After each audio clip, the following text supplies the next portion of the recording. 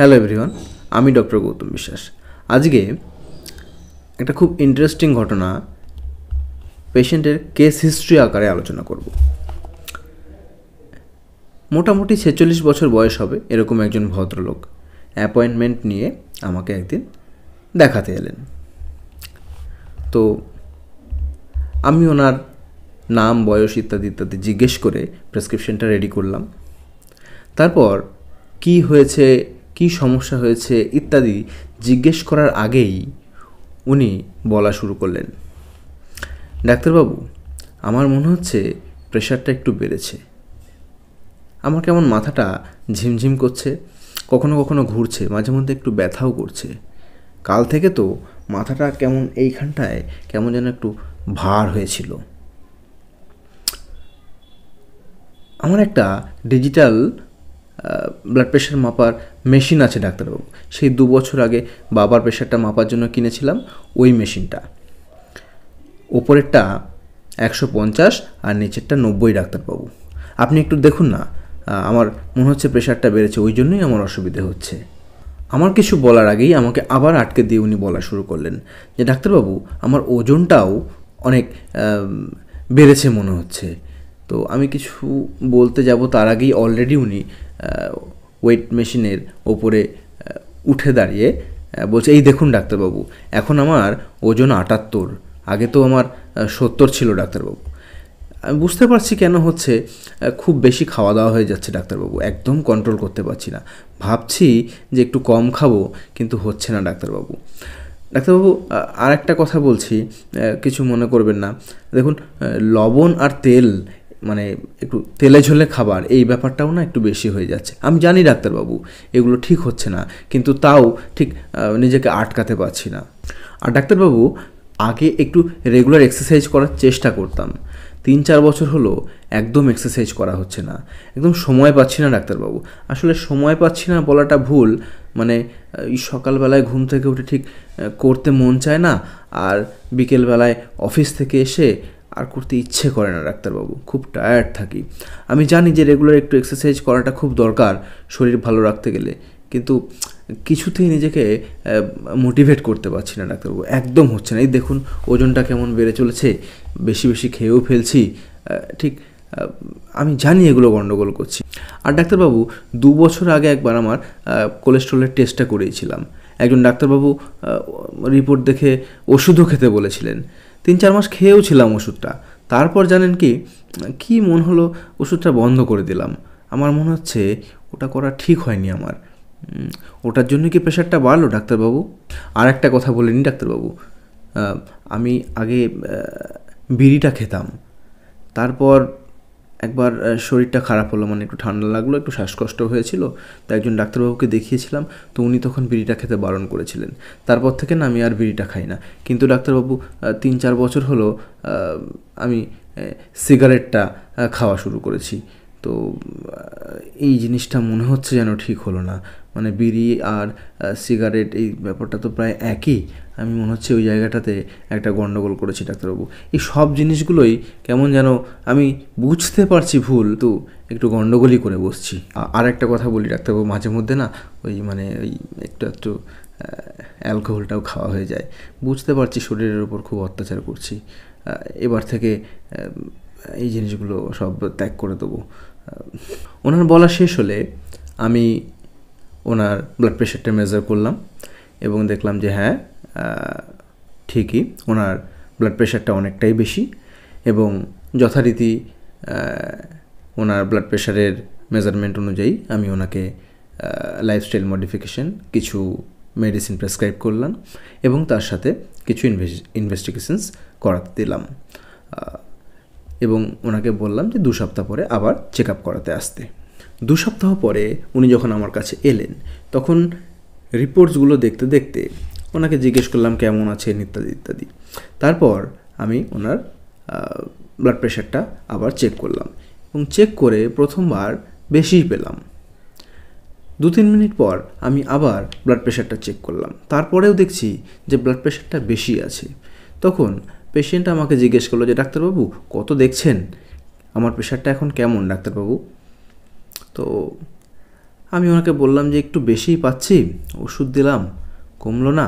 আচ্ছা, এক কাজ করুন, আপনি 5 থেকে 10 মিনিট একটু রেস্ট নিন, তারপরে আমি প্রেশারটা আরেকবার চেক করে আপনাকে ফাইনালি জানাচ্ছি। অনেক সময় তাড়াহুড়ো করে আপনারা আসেন তো, হ্যাঁ, এক্সারশনের জন্য হয়তো প্রেশারটা বেশি পাচ্ছে। আপনি একটু বাইরে ওয়েট করুন, 10 মিনিট পর আমি আরেকবার প্রেশারটা চেক করব।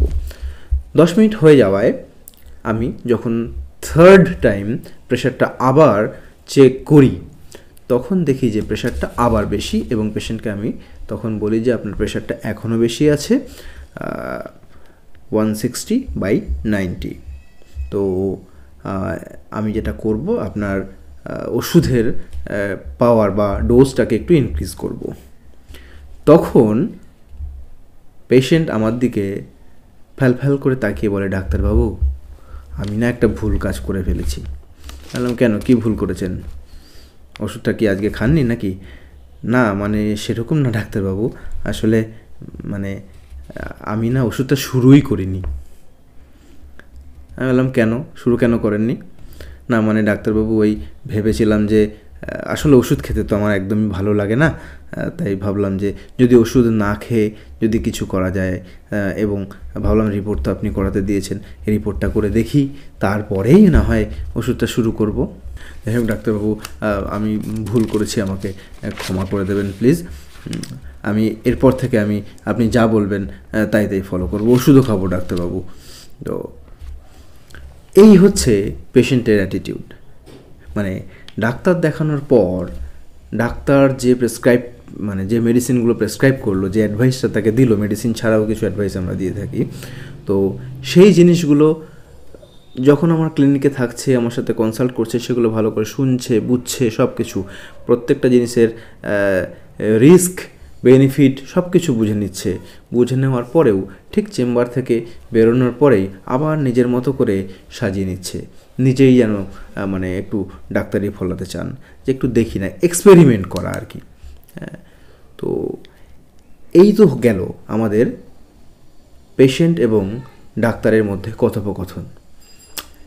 এবার এই জায়গাটা থেকে একটু ভাবুন যে একটা পেশেন্ট যার বয়স 46, একজন পুরুষ,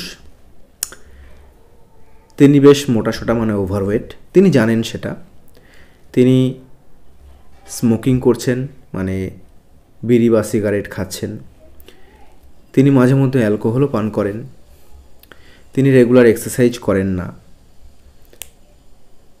কখনো বলছেন সময় পাচ্ছি না, কখনো বলছেন মন চাইছে না, মানে আরামে থাকতে খুব ভালোবাসেন। তিনি জানেন যে এই সমস্ত কিছু থেকে শরীরে বিভিন্ন রকমের সমস্যা আসতে পারে, এবং তাদের মধ্যে অন্যতম হচ্ছে প্রেশার বেড়ে যাওয়া, মানে ব্লাড প্রেশার বেড়ে যাওয়া। তিনি জানেন যে লবণ এবং তেল জাতীয় বা চর্বি জাতীয় খাবার কম খেতে হয়, সেটা স্বাস্থ্যের জন্য ভালো, প্রেশার ভালো থাকে কম খেলে, এগুলো সব কিছু তিনি জানেন। তারপরেও তিনি এই জিনিসগুলো কিন্তু ফলো করছেন না, এই গুড হ্যাবিটগুলো তিনি ফলো করছেন না। ইভেন ডাক্তার দেখানোর পরে, ডাক্তারবাবু বোঝানোর পরেও তিনি ওই জিনিসটা মাথায় ঢোকালেন না, এমনকি ওষুধ পর্যন্ত খেলেন না। কি না, তিনি একটু এক্সপেরিমেন্ট করতে চাইছেন, তার নাকি ওষুধ খেতে ভালো লাগে না, তাই সে ওষুধ খায়নি, সে একটু দেখতে চায় যে 2 সপ্তাহ দেখি না, রিপোর্ট তো করালাম, রিপোর্ট করার পরে যদি প্রেশারটা এমনি এমনি কমে যায়। তো এই জিনিসগুলো আপনাদের বুঝতে হবে, প্রেশার এমনি এমনি কখনো কমে না। আপনার প্রেশার বেড়েছে, বিভিন্ন রকমের রিস্ক ফ্যাক্টর থাকে, বয়স এবং যে জিনিসগুলো ওই জ্ঞান পাপী আমার পেশেন্ট, তিনি যেগুলো বলেছেন, যে তিনি সবই বুঝছেন যে এটা সমস্যা, এটা ভালো না, এটা ভালো না, এটা ভালো না, প্রত্যেকটা জিনিস বুঝছেন, কিন্তু সেগুলো তিনি বর্জন করবেন না। তো এই জিনিসগুলোই হচ্ছে একটা টেক হোম মেসেজ আপনাদের জন্য। এটা আশা করছি এই ভিডিওটা আপনাদের অনেক উপকারে আসবে। এরকম আপনারা অনেকেই আছেন, দেখবেন এই ভিডিওটা দেখার সময় প্রত্যেকটা কথা যেন মিলে যাবে, যে হ্যাঁ ঠিকই, আমার ক্ষেত্রে তো আমিও এরকম করি, আমি এরকম করেছিলাম, বা কাউকে সাজেস্টও হয়তো করে থাকেন যে আরে ঠিক আছে থাক, এখন ওষুধ খেতে হবে না, 2 দিন দেখ না, রিপোর্টটা তো করাতে দিলি। তারপরেই আরেকবার প্রেশারটা চেক করা। ওষুধ শুরু করলে সারা জীবন চলবে, কিন্তু অতদিন ওষুধ খাওয়া যাবে না। অ্যাকচুয়ালি কিন্তু ওটা নয়। দেখুন, প্রেশার মানে হাইপার টেনশন রোগটাই ওরকম যে এটা সারা জীবন আপনার সাথে থাকবে, তাই আপনাকে সারা জীবন ওষুধটা খেতে হবে, আর তো কমানোর উপায় নেই। আপনি খাওয়া শুরু করলেন বলে আপনি খেতে হবে এরকম ব্যাপার নয়। রোগটাই ওরকম যে আপনার সাথে সারা জীবন থাকবে, ওটাকে কন্ট্রোলে রাখতে গেলে আপনাকে ওষুধটা খেতে হবে। এই ব্যাপারটা আপনাকে বুঝতে হবে। আপনারা সব বড় বড় ডাক্তার, আপনাদের ডাক্তারি করা, ডাক্তারি যদি খুব বাজে কথায় বলি যে ডাক্তারি মারাটা আপনাদের একদম জিনের মধ্যে ঢুকে গেছে আর কি। ডাক্তার নয় তবু যেন ডাক্তারি মারবো, কখনো নিজের ক্ষেত্রে, কখনো নিজের পরিবারের মধ্যে, পরিবারের সদস্যদের মধ্যে, বা কখনো কোনো বন্ধু বান্ধবের ক্ষেত্রে। আর ডাক্তারিটা যেন দেখাতেই হবে। এত যদি ডাক্তারি মারার ইচ্ছে হয় তাহলে ভালো করে পড়াশোনা করে ডাক্তার হতে পারতেন। আর হতে যতক্ষণ পারেননি, বোঝেন তাই তো আসছেন একজন ডাক্তারের কাছে, নাহলে তো আসতেন না। তাহলে তার কথাটা শুনুন না। টাকা খরচ করছেন, ফিস দিচ্ছেন, অ্যাডভাইস নিচ্ছেন, কিন্তু অ্যাডভাইস ফলো করবো না, এটা কি? এটা একটু ভাববেন। শুনতে খারাপ লাগলেও কথাগুলো কিন্তু উপকারী। ধন্যবাদ। আমি আপনাদের সাথে গৌতম বিশ্বাস, বর্ধমান হেলথ হাব থেকে।